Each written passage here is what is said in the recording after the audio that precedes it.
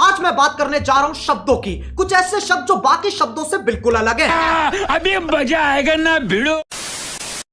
आप अचानक कार्रवाई करेंगे तब भी आप लोग बोलेंगे अचानक पत्र व्यवहार तो आमदार के इतने पत्र देने के बावजूद भी महाविकास अघाड़ी के सरकार पे कान जू नहीं रख रहे कान पे, क्या करेंगे आप?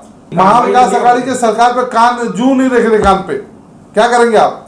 रुको जरा, सबर करो। ये दोनों आदमी असेंबली में घेराव किए, तब अजीत दादा पवार ने इत्मीनान दिलाया कि एक हफ्ते अंदर हम लोग सब्सिडी वापस ले आएंगे। म्यूजिक।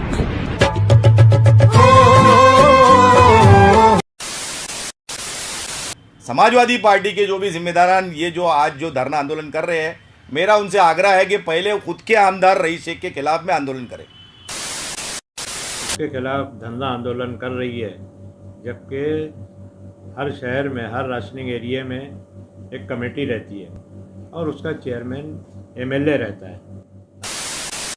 क्या समाजवादी पार्टी अपने ही एमएलए के खिलाफ जो है धरना मोर्चा करेगी? क्योंकि देखा जाए तो राशनिंग डिपार्टमेंट में जो विजिलेंस का डिपार्टमेंट होता है उसमें एमएलए जो है चेयरमैन या वाइस चेयरमैन होता है। सर ये दक्षता कमेटी जो है ना, ये बहुत पुरानी चली आ रही है, नई बनी नहीं कोविड की वजह से, बहुत पुरानी चली आ रही है, नई बनी नहीं कोविड की वजह से। इनका कहा अगले को समझ में ना आए तो ये वही शब्द और जोर से बोलते हैं जिनसे इनकी जिंदगी की सारी समस्याएं खत्म हो जाती हैं। समझ रहे हो? समझ रहे हो? समझ रहे हो ना? आपने ही देखा था न्यूज चैनल के माध्यम से कि रईस शेख और उनके कार्यकर्ताओं ने लाइव रेड किया था, दुकान को बंद करवाया था, सील करवाया था।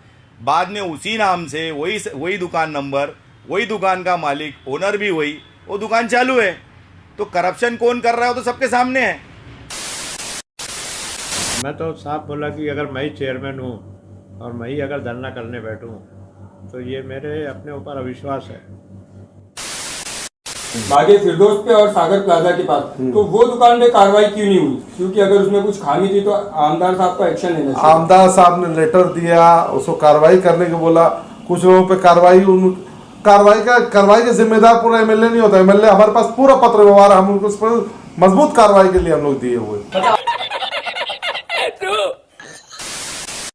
चाहे किसी दुकान के खिलाफ या किसी अधिकारी के खिलाफ, अगर वो काम बराबर नहीं कर रहा तो वहाँ ठहराव लेके जो है उसके खिलाफ कार्रवाई सरकार के पास भेजी जाती है। हमने लेटर दे दिया और हमारा परमिशन है। अगर परमिशन नहीं मिला तो हम तो मोर्चा करेंगे, हम तो मोर्चा करेंगे। अरे मेरे को तो ऐसा धक धक हो रहा है। मेरे को भी हो रहा। कैसा लगा मेरा मजाक?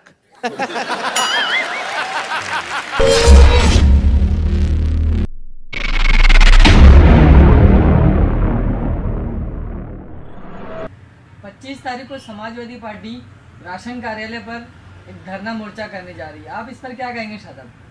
देखिए, ये जो धरना दे रहे हैं, राशनिंग ऑफिस में जो धांधली होती है, जो भी करप्शन है उसके खिलाफ दे रहे हैं, इसकी मैं तायद करता हूँ। लेकिन धरना एक्चुअल में समाजवादी के जो आमदार है रईस शेख, उनके ऑफिस के कार्यालय के नीचे होना चाहिए।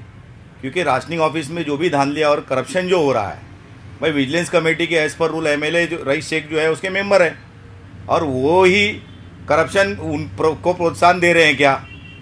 भाई जब एमएलए विजिलेंस कमेटी के मेंबर होके बाद भी करप्शन हो रहा है, और उनके ही नेतृत्व में भिवंडी शहर में 2 दुकानों पर लाइव रेड किया उन्होंने। बागे फिरदौस के सामने जो है 163 नंबर की जो दुकान है, साथ ही साथ सागर प्लाजा रोड पर 96 नंबर की जो दुकान है, ये दोनों दुकान पर आपने ही देखा था न्यूज़ चैनल के माध्यम से कि रईस शेख और उनके कार्यकर्ताओं ने लाइव रेड किया था, दुकान को बंद करवाया था, सील करवाया था। बाद में उसी नाम से वही दुकान नंबर, वही दुकान का मालिक, ओनर भी वही, वो दुकान चालू है। तो करप्शन कौन कर रहा है वो तो सबके सामने है, ढका छुपा है ही नहीं। तो मैं ये जानता हूँ कि राशन दुकान में जो धांधली हो रही है, गरीबों के साथ जो अत्याचार हो रहा है, इसके खिलाफ में आवाज़ उठनी चाहिए, जायज़ है। लेकिन जो पार्टी का आमदार खुद अपनी जवाबदारी से मुकर रहा है, खुद विजिलेंस कमेटी का मेंबर होते हुए करप्शन को बढ़ावा दे रहा है। आज हम देखते हैं राशनिंग ऑफिस जो है वो दलालों का अड्डा बन चुकी है। गरीब को राशन कार्ड बनाना है तो राशनिंग ऑफिसर जो वहाँ बैठे हुए हैं आरओ के अंडर में, वो सारे के सारे उनको प्रताड़ना देते हैं ताकि वो दलाल के पास जाए। तो ये जो दलाली का अड्डा है, इसके खिलाफ आंदोलन तो होना चाहिए, यकीनन होना चाहिए। लेकिन समाजवादी पार्टी के जो भी जिम्मेदारान ये जो आज जो धरना आंदोलन कर रहे हैं, मेरा उनसे आग्रह है कि पहले खुद के आमदार रईस शेख के खिलाफ में आंदोलन करें। शदाब भाई, कहीं ना कहीं मतलब देखा जाए तो अगर इलेक्शन का जैसे पीरियड चालू है, समाजवादी पार्टी अपने ऑफिस के जरिए जो है राशन कार्ड बना के दे रही है, इसके लिए काम हो रहा है इसके ऊपर, इससे पहले कभी काम नहीं हुआ, तो इसके ऊपर आप क्या कहना चाहेंगे? देखिए, ठीक है, आप खुद उस राशनिंग डिपार्टमेंट का आप एक मेंबर है, आपके काम नहीं होंगे इसमें कोई दो राय नहीं है, आपके सब काम होंगे, आपके कार्यकर्ताओं के भी सब काम होंगे, लेकिन आम नागरिक का काम क्यों नहीं होना चाहिए, ये सवाल है।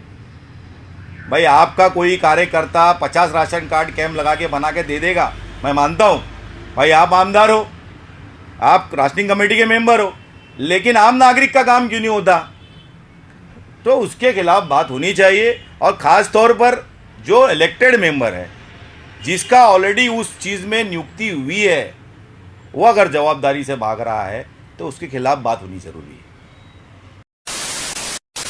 तो रशीद भाई, 25 मार्च को फ्राइडे के दिन समाजवादी पार्टी एक धरना आंदोलन कर रही है राशनिंग डिपार्टमेंट के खिलाफ, तो क्या आपको नहीं लगता कि राशनिंग डिपार्टमेंट जो एमएलए के अंतर्गत आता है, वो अपने ही खिलाफ जो है धरना आंदोलन कर रहे हैं?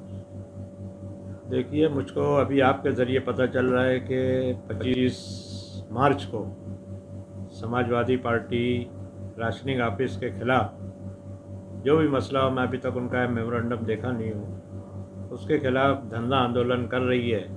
जबकि हर शहर में, हर राशनिंग एरिया में एक कमेटी रहती है और उसका चेयरमैन एमएलए रहता है।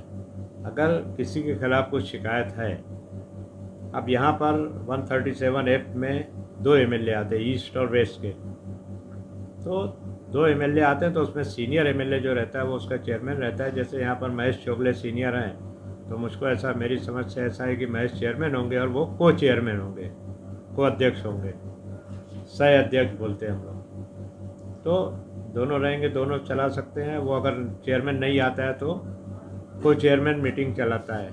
और जो भी शिकायत है, चाहे किसी दुकान के खिलाफ या किसी अधिकारी के खिलाफ, अगर वो काम बराबर नहीं कर रहा तो वहाँ ठहराव लेके जो है उसके खिलाफ कार्रवाई रिजल्ट सरकार के पास भेजी जाती है और सरकार उसके उस ठहराव पर निश्चित तौर पे कार्रवाई करती है।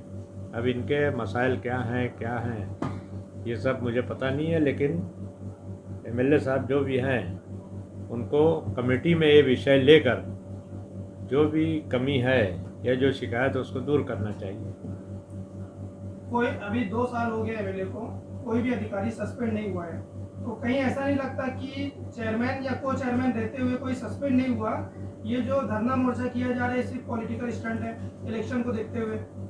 नहीं, इसके बारे में मैं कुछ नहीं कह सकता, लेकिन मैंने उनका इख्तियार बता दिया कि अगर जो भी शिकायत है, चाहे अधिकारी के खिलाफ हो या दुकान के खिलाफ, दुकान भी सस्पेंड होती है।